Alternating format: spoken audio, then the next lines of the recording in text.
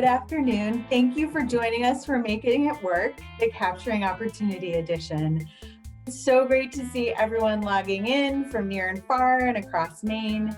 And for our readers and our subscribers, thank you so much for being here and supporting local journalism.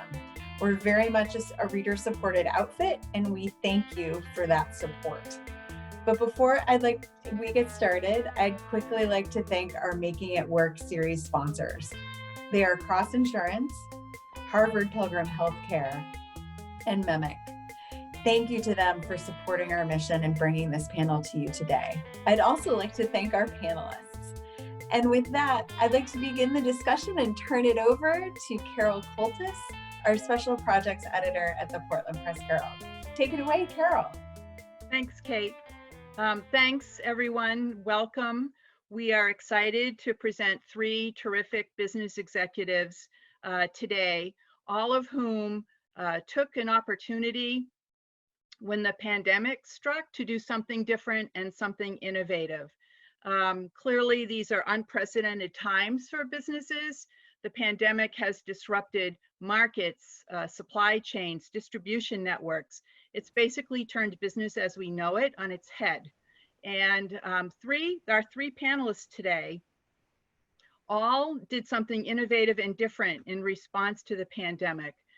We have two manufacturers and we have a service provider, and their stories are unique and I think pretty inspirational. So in just a minute, I will introduce them. And just a mention about our format. So we're going to have a conversation for about a half hour or so, and then we're going to open it up to questions from you. I would ask that you keep your questions short because we typically have more questions when we have time available. And if you want, you could submit your questions after the fact, and we'll see if we can get our panelists to answer them for you. So without any further ado, let me introduce our panelists. So the first is Luke Davidson. Luke is the co-owner of Maine Craft Distilling. 9 years ago, he was building homes, and he decided to do something different, talk about a pivot. He went from building homes to creating Maine-based spirits. The first, and his personal favorite, is the whiskey that they make at Maine Craft Distilling using a very traditional Scottish method and all Maine-based ingredients. So when the pandemic struck, Luke got a panicked phone call from one of the managers at Miles Memorial in Damariscotta, the hospital in Damariscotta, because they were almost out of sanitizer. And he wondered if Maine Craft Distilling could help them out. And they have, and in a way that I don't think anyone foresaw. So Luke will talk about that. It's a really interesting progression. And next we have Wells Lyons. Wells' dad, Michael, yes, wave hello. He founded Rogue Industries in 2007 to produce sustainably sourced leather goods, in particular, a patented wallet that has become the darling of the travel industry. So they make wallets and they make totes.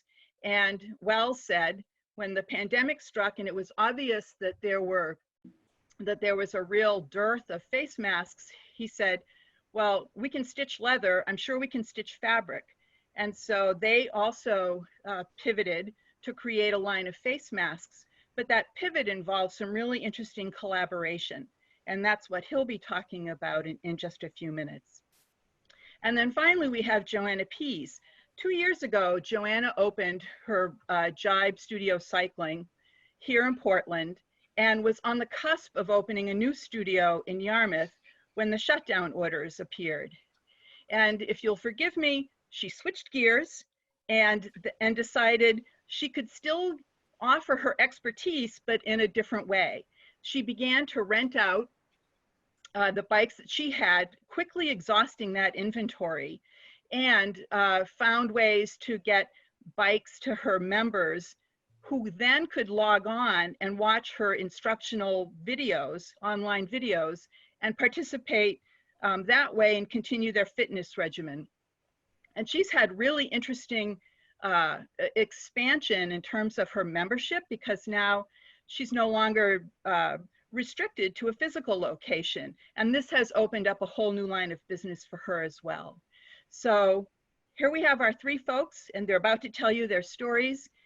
Let's begin just by asking, why did you decide to pivot and how did you pull it off? And Luke, why don't we start with you? Sure.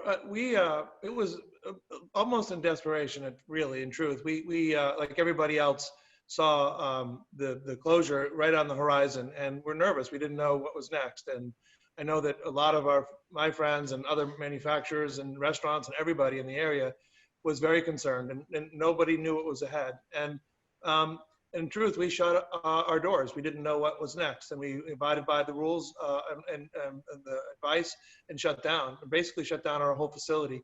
As you pointed out, I got a phone call from a friend who had heard other distilleries in the country were pivoting and turning towards making sanitizer. It's the same process that we do for our other products. It's just at a higher concentration and with some other ingredients.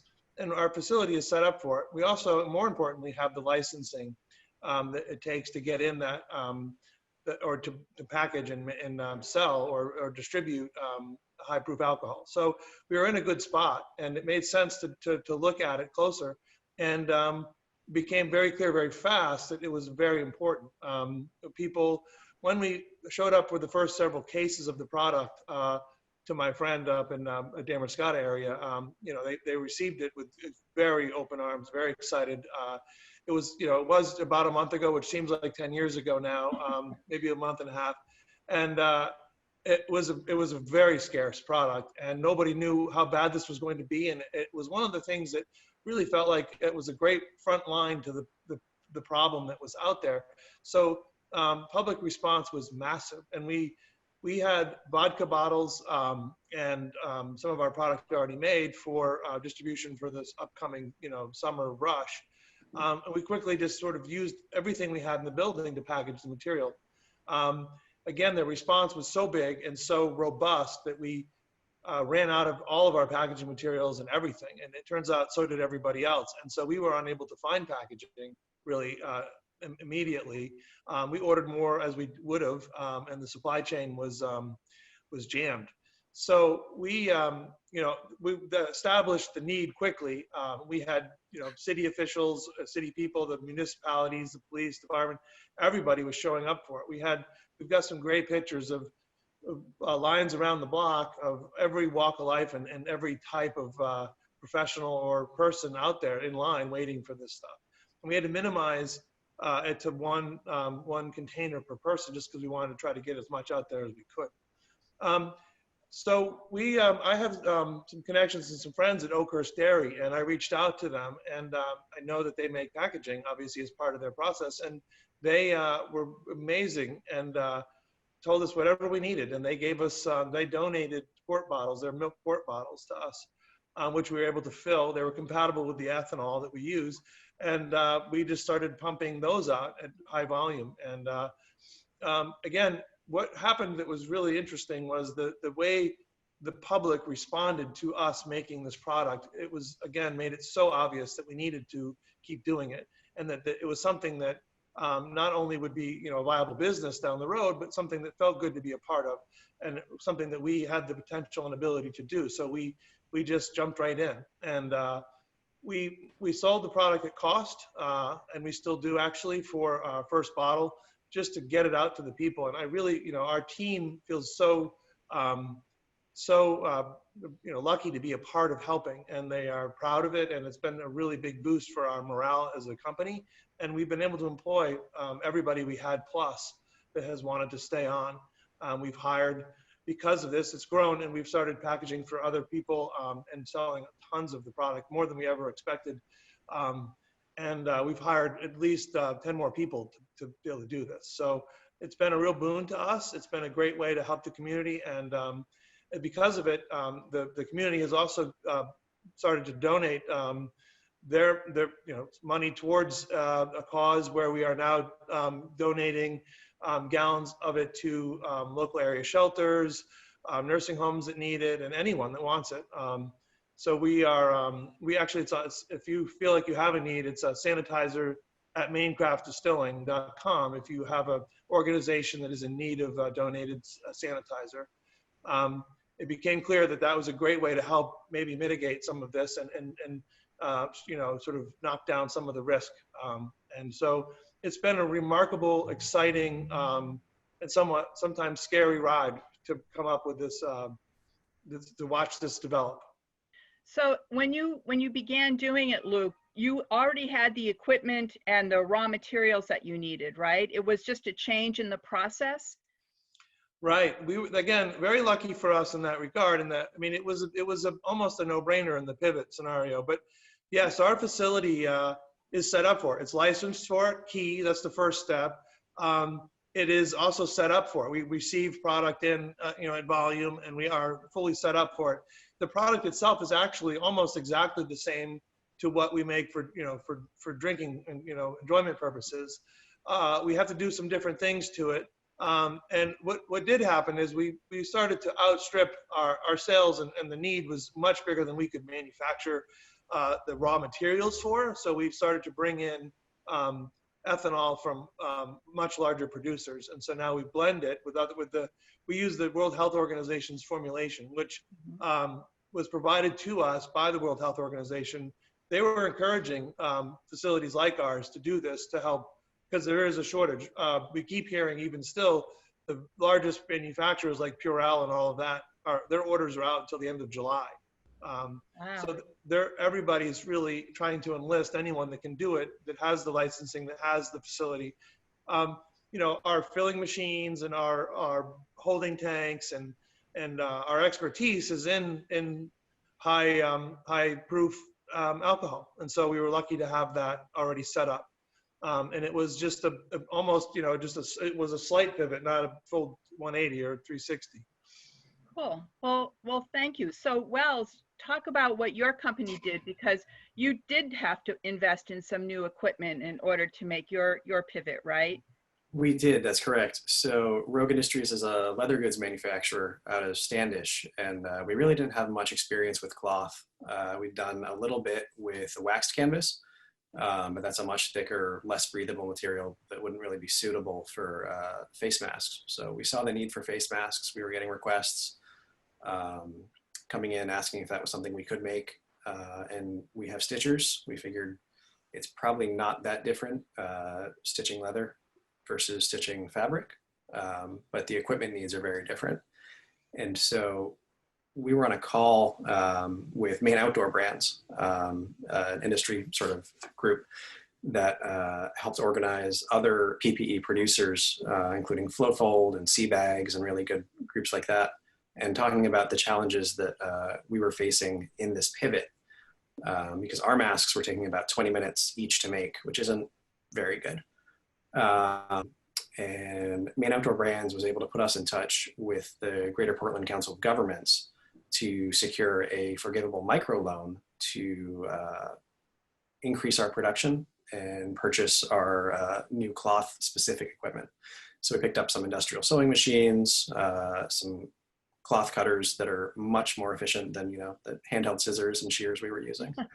And so we've been able to take our production time down from 20 minutes a mask to 6 minutes, thanks to that grant.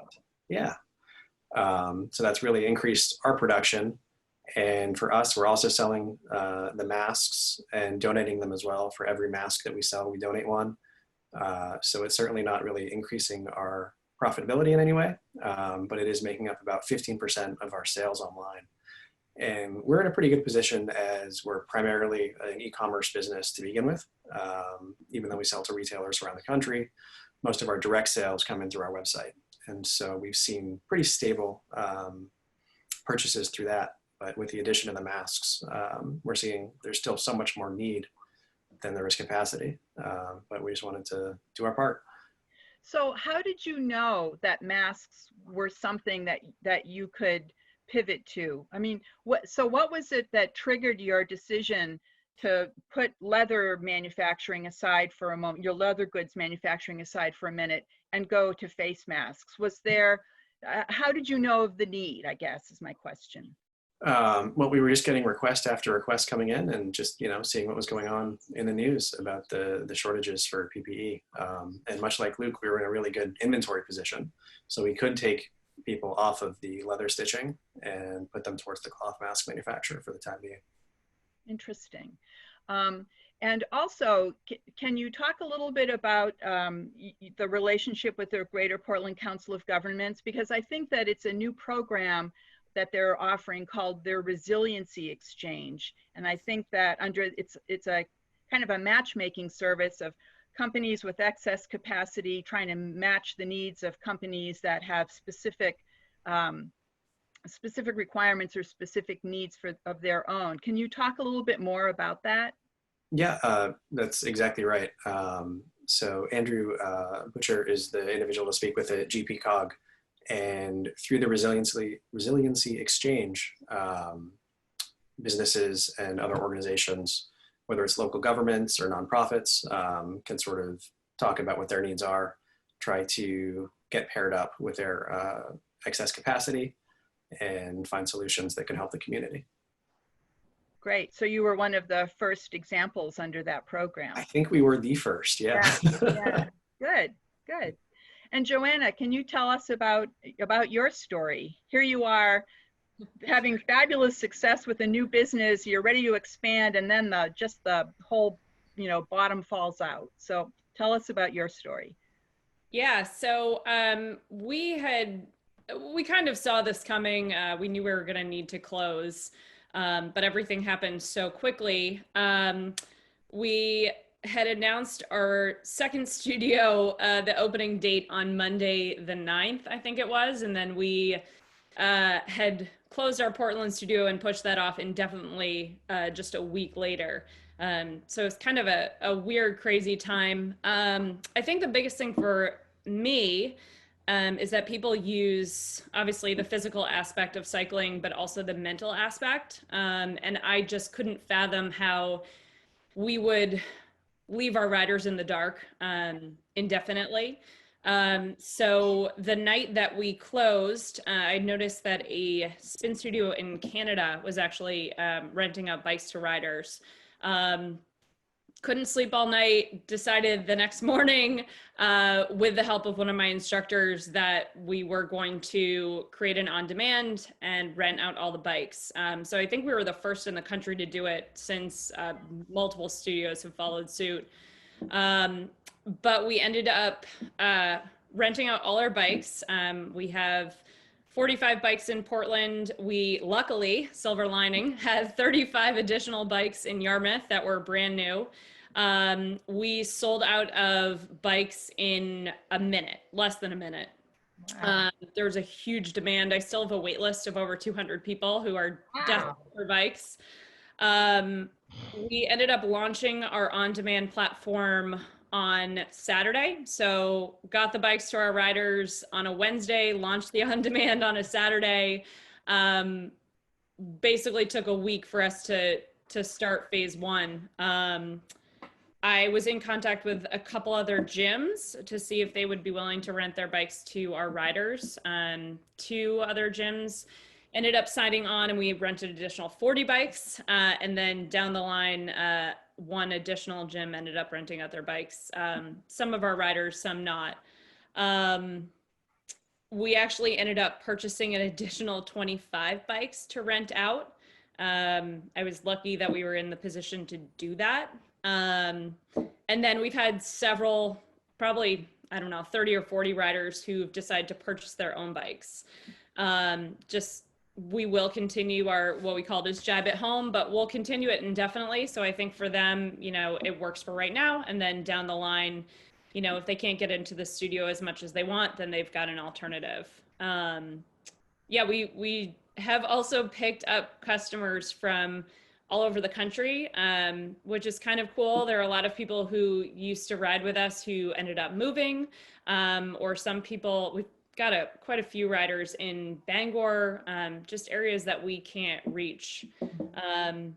So yeah, we launched our second phase 2 weeks ago, which is an on-demand library. At this point, we've got over 50 rides. We were sending out 1 ride a day. we're continuing to do that indefinitely. And yeah, that's kind of how we pivoted very, very quickly. So all of you have touched a little bit on the impact on your revenues and on your staffing. Could each of you address that? So what has been the impact on your workforce and on your revenue stream? Joanna, why don't you take that since you're all warmed up? Sure. Yeah, so I had to lay off all of my employees immediately. Most of my employees are part-time. All my instructors are contract workers. I was able through this to rehire my 2 managers, and then my instructors are still working contracts. So if they film, they're still getting paid. This accounts for maybe a quarter of my revenue. So honestly, it was a necessity to provide to riders, but also a necessity for me to continue to pay my bills. It's maybe breaking even at this point. You know, I'm excited to see, you know, when we reopen, hopefully it'll eventually make money. We'll see. Yep. Cool. And how about you, Wells? What's the impact been on revenue and staffing for you? Yeah, so the masks on our direct sales are about 15% of our revenue, and our revenue is pretty consistent with what it was pre-pandemic. We're very fortunate that way, based, you know, on being an online retailer. We have actually had to hire an additional stitcher. We're looking to hire 2 more. Wow. Yeah, so we think that there's going to be a continued need for this, at least for the foreseeable future. And we've been able to purchase all the supplies that we need to make the masks efficiently. We've got the equipment now. And so we've got a little extra capacity if we can find the right people. Cool. And how about you, Luke? You said that you've already hired, was it 15 people you said? 10. And go ahead. Yeah, well, so, you know, it sounds very similar. We laid everybody off. I think I already said that, but we laid everybody off in the beginning to give them the opportunity to find as quick as they could some unemployment, and we didn't know where this was going. It became clear that, you know, we were desperate to get our people back, and then we needed to hire on top of that. And as far as our revenues, it definitely, you know, hand sanitizers has become a big piece of our business. At the same time, it's brought people awareness to people about us in general, and we've noticed that all of our sales are up. I mean, I think we're at a unique spot in some ways in that I joke often that I've been waiting since I started this business for that old adage to come true of, in good times people drink, but in bad times people really drink. And so we're feeling the benefits of that as well, I think. And in terms of our sales are up, exposure for our product is up, and the hand sanitizer has become at least a third of our business at this point, additional to our original business, which has expanded as well. Wow. So your plan then is to continue to produce the sanitizer as another product, as another line of your business, right? After the pandemic ends? Yes. I mean, it is a tricky scenario for us, and I'm sure for everybody, and most everybody in the country really, but it's to balance what kind of expenditures we want to make over the short term, because who knows where this is going to go. Obviously we want to capitalize on it and also, you know, maintain the staffing that we have, and but not overextend if this does end abruptly, which happily will happen. So we're in, you know, I think all of us again are in a unique spot. Happy to have this be over, but also don't want to overcommit to maintain the situation we have to fill the need. So it's an interesting balance. We are also, like everybody here, looking at our books and trying to see where it's going and the best way to plot a course ahead. Interesting. And Luke, didn't you say that you had picked up some big commercial customers too for sanitizer, and that will likely be a commercial relationship that will go beyond whenever this public health crisis is over? It seems, yes. We so again, much like everybody, these large organizations, some of them aren't willing or not. They don't want to commit to much longer than a couple months, which is still good. We can operate inside of that. So it's a tell in that nobody really knows what's next. Right. But yes, like I said earlier, we have, we're uniquely positioned with licensing that a lot of people don't have to receive in, and also just the safety protocols and the equipment. So there aren't a lot of people that can do what we do. And that's why a lot of the larger companies are coming to us, mostly distributors that have larger reserves of cash that can help fund us getting them the material because they can't get it elsewhere. So that's the type of relationship that we're starting to build. And there's a lot of them. And so once we finally stood up our facility to be able to receive in a lot of product and also put it out with the new staff, we found pretty much as we could fill in terms of orders. Wow. And how about you, Wells? I think that for us, you know, we've seen a good amount of new revenue from this. We've had some new relationships established, but those have mostly been on a donation basis with much smaller organizations in Southern Maine. We've provided masks to assisted living facilities, Veterans Home in Scarborough, a whole bunch of places throughout the area, but we've been getting requests from, you know, as far away as Tennessee coming in, Wow. asking if we can supply masks to, you know, churches and different groups. How many masks are you making now? What's your production capacity?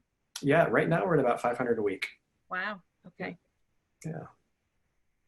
And do you think once the pandemic is in the rearview mirror, you will continue to do that? Or do you have some other ideas about what to do with your new stitching machines and expand on face masks into other things or incorporate it into your inventory of totes and wallets? I think we'll certainly be able to expand the accessories line to incorporate more cloth and fabric products. As far as the masks, you know, hopefully as soon as this thing is behind us, where these won't be something that we'll need. So that's the ideal. And you said that because you have such a good inventory of products, you've got a bit of breathing space, but Father's Day is a big day for you for online orders. So is that sort of when you'll reassess and see how are you going to be allocating your resources after that? Yeah, we're already having those conversations about what we need to have in production coming up for Father's Day, because that is such a big shopping time for us. Cool. Yeah. Cool. And Joanna, you said that one of the, when we were chatting previously, that one of the things you'll pursue is when your Yarmouth studio opens, you intend to outfit it with some video production capabilities so that you can continue to produce your online instruction, but in a higher quality format. Is that right? Yeah, so the way that we're doing it now is in both our Portland and Yarmouth studio, we're filming just on our typical podium with mirrors, and it was kind of you know, we needed to do it quick, so it's not ideal. Yes, we are working on plans to build out basically just a film studio. We're lucky in Yarmouth that we have quite a bit of additional space. So it'll be a place where instructors can go down and film a ride, even if there's a class going on actually above them. It's in the basement area. But we're looking to continue to make it a high quality experience. And, you know, again, we want to continue this, but do it in the best way that we can. And so is that going to be your conduit for the new customers that you've picked up who are outside of the greater Portland area? Do you see that like as a significant expansion of your business? I'm not sure. We will see. I think, you know, my long-term business plan, I wanted to continue to open additional studios throughout the state. So, yeah, I think time will tell if, you know, Jibe at Home is something that people are going to latch onto. You know, there's certainly many other players in the industry. I think Peloton is the one that everyone knows. Right. You know, SoulCycle has launched an at-home. Flywheel has kind of all the big players in the industry have. So it'll be interesting how a small business from Maine can, you know, maybe pick up people. So we'll see. Time will tell. So given that you have that kind of competition online, how did that affect your price point when you decided to produce your online instruction? How did you, and to rent your bikes, how did you come up with the appropriate price points for that? We tried to price it initially as low as we possibly could. You know, we understand that a lot of people have gotten their salaries cut. A lot of people have been laid off. So in that case, we priced things as low as we could. You know, compared to the rest of the industry, we are far lower. But again, it was something that we felt that was important. Once our studios reopen, you know, we are going to look at an increase in pricing. But that's just because, again, we're offering a premium product and we want to make sure that it's worth it for us, I guess. That we cover our costs and expenses. You know, in terms of the rest of the industry, again, we're much lower at this point. I think we'll be still lower, but a little bit more comparable. Again, I think it's important that you know, we're offering a premium product, that people understand that.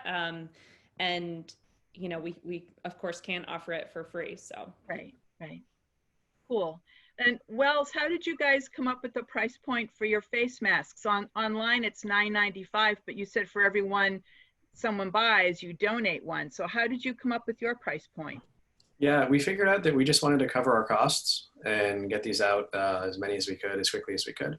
And so at just under $10, we're able to donate a mask for everyone that's sold. We'd experimented at a few different price points, trying to get people to add on a mask donation with a mask purchase or with a wallet purchase or things like that. But we weren't seeing the response that we wanted. So we're like, all right, if you want to buy a mask, it's going to be $1 more, but we're going to be able to make that work. And that's how that took shape. Cool. Yeah. And Luke, how about you guys?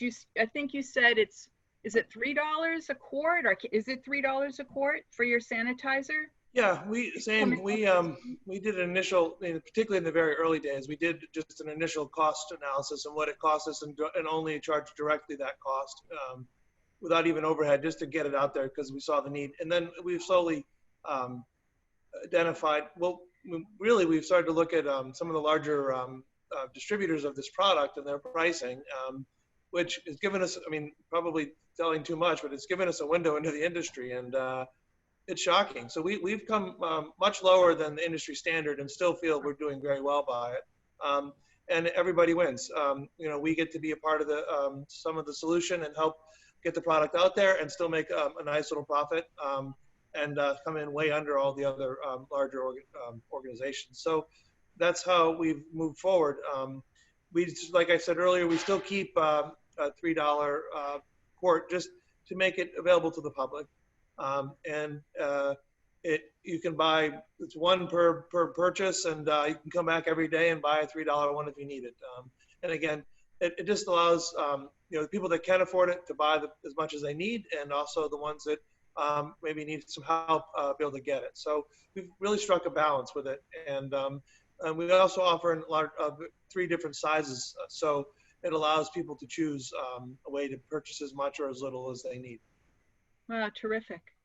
Well, it looks like we have some questions in the queue, so why don't we switch to the questions from the audience. Strawberry, are you ready to help with that? Absolutely. So if you'd like to ask your question live, go ahead and use the raise your hand function, and we'll be able to call on you and activate your mic. We do have one in the Q&A for Joanna. Do you think you could continue buying and renting bikes as part of your model going forward? That is my plan. I've actually just placed an order for bikes for riders. I think, you know, ideally that's another revenue stream for us, is being able to provide the bike as well as the online platform. So I'm just starting to do that. Again, we just placed our first order for riders actually today. So we'll see how it works out in the future. But time will tell. Cool. And there looks like there's another question in the queue. Let's see. It says the price on hand sanitizer is crazy low versus the competition. How can I buy a few bottles? Go online or come by the distillery. You can go online and have it shipped to you if you need it shipped. You can stop by the distillery. We're doing a kind of a hybrid curbside where we have somebody set up outside, so it's a nice distance. You can order online, pay online, and come pick it up, or just come by the distillery or have it shipped. It's on our website. So I'm just curious, Luke. I think collaboration is a really interesting thread that runs through all of the companies that have pivoted and have found some success. I'm just curious how important was collaboration? I mean, it was a friend from the hospital who reached out to you, and it was your personal connections at Oakhurst that provided the containers that you needed, right? So can you talk a little bit about those connections and that kind of collaboration? Well, it's, I think one of the beauties of working in Maine in a small community like Portland area, or even in Maine in general, is it really is 90% connections, it feels like. I mean, it's such a small place, and there's so many great people here that it's relatively easy to have a network of people that are willing to help. And it was really interesting to see that sort of collaboration chain happen. My friend Tim Fox called me, and he called it a Manhattan experiment moment. Like, can you batch this thing together to help us out? And we came up with something quick, and it worked. And then the next side of that was my friends over at Oakhurst. I just put a call in, and he hooked me up with the person that could help me out. And it was within hours. It wasn't even a question. And we went over and filled our truck up with, big truck up with quart bottles. Wow. Which sold out, or we were giving them away at that point. They went away in a day. So we went back and thousands of bottles that they were there for. We would not have been able to deliver the product at all at that time without Oakhurst's help. And it felt great. I mean, it just, and they asked for nothing in return. I had to kind of push hand sanitizer on them to feel better about it. But they've been amazing. So yeah, I mean, I think we're lucky in this small state to be able to be so collaborative, and it's sort of set up for it already. I think it wasn't a hard process for us, for sure. Good. We have another question, Strawberry. Yes, this one is also for Joanna. Given your business is people intensive, what are you doing to help you be ready to be able to open once the go is given from the governor? Yeah, so we are in phase 2. So we're planning for a June 1st reopening. We actually just sent out our guidelines to our riders yesterday. We have been very diligent in trying to make sure that we meet all of the CDC's recommendations as well as the state, although we haven't gotten guidelines from the state yet as to what they're going to ask for. We're basically going to open at half capacity or less. We're going to add additional time in between all the classes. We've installed an air purifier in both of our studios, hospital grade. We have installed dehumidifiers in both of our studios. We've upgraded the ventilation in our Portland studio. It's quite a long list. We also have invested in an electrostatic sprayer, which disinfects 99% in even hard to reach crevices. Wow. And then we've got, quite a few guidelines in terms of, what our riders have to adhere to when they come into the studio. We are trying to make it still a great, fun place, and some place that people can still have that mental release. But the restrictions and the guidelines are necessary at this point. So we're trying to do everything we can to make it a safe and healthy place to be. Wow, there are a lot of complications there, Joanna. Good for you. Well, so I was going to ask, can you talk a little bit about what you're doing with the University of Maine in terms of advancing the design of your masks? Absolutely. So our masks are 100% cotton right now, but we're looking at the option of adding in additional filtration materials that can be removable, so the masks can then be washed and reused. And we've been working with Orono to identify some different materials that have traditionally been used in the N95 mask arena, but might be cut a little bit differently so they actually fit within a cotton mask. And since the ability of the mask to, you know, conform to the face and shape quite well is really, really critical to its efficiency at actually blocking any viral particles, it's essential to us that the mask does as well as we hope it can. So we've used the CDC guidelines for the design, and now we're working with Orono to identify the filtration capabilities within that design that we have, and we're seeing really good results so far. So now we're just in the process of sourcing some of that N95 material and getting that cut up and hopefully put together very soon. Wow, that's terrific. Oh, we have another couple of questions in the queue, I think. Yes, one of them Wells actually ended up answering. It was about mask design and who are you watching and whose guidance are you following. So that one we knocked right out. Here's another one for Wells. Is there a way that people can provide their own material for you to make a mask for them, like a favorite t-shirt, or can you get material that features teams or sports or dogs or favorite characters? We haven't done anything like that yet. And we're really trying to maintain as much social distancing as possible for our stitchers. And so I think that with any teams or things like that, there might be some licensing considerations. So for now, unfortunately, the masks are not customizable just yet, but we'd be happy to share the pattern we're using for anyone with some stitching skills if they wanted to make their own. Cool. And there's another question, I think. Yep, the last one we have in here is, what can I do to stop my glasses from fogging up while wearing a mask? Problem we all have these days. Yeah, I don't know. I mean, that's a hard one. Yeah. Are there other questions? That's all we have in the Q&A, and we don't have any hands up just yet. It's a shy bunch then.